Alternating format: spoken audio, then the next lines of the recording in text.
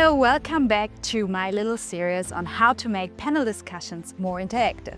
I got some more tips for you on how to engage the audience. I'm an international MC, I'm working with different people from all around the world, but one thing I found is that fun always works and people like to be engaged.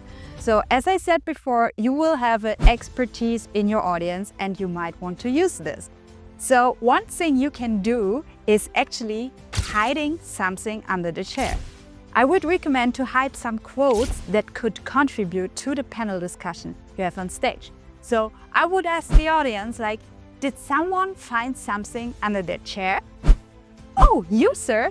That's so nice. Could you maybe read it out?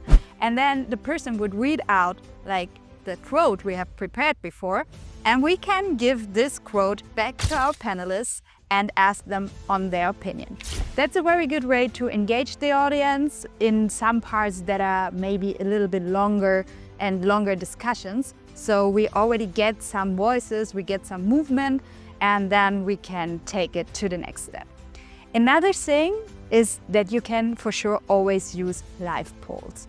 Like, you can see it here on the screen, like, do you agree to this or do you disagree? That's something we already had in the other video. You can use cards for this as well, but you can also ask more complicated questions. You can ask, like, what do you think? How many people in the world? Whatever fits your topic. You could also do a little quiz, and then you take it up to your panelists again and ask your panelists, like, oh, do the answers surprise you? And you can really work with your audience even when the audience cannot really contribute as a voice on stage.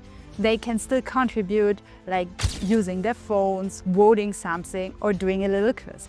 That's a very easy way to do it. Another thing you could do to actually get people to talk with each other is to invite them to turn to their neighbors and ask them what they think about what they just heard, how does it affect their daily life, or other questions that make people interact.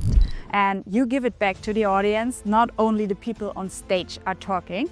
And what you should do as a moderator in this case is always give it clear timing. Like, say, you have now 3 minutes to discuss with your neighbors, and then you can maybe also check on your panelists in the meantime. That's a good way to get people talking to each other. You can use it even before the event.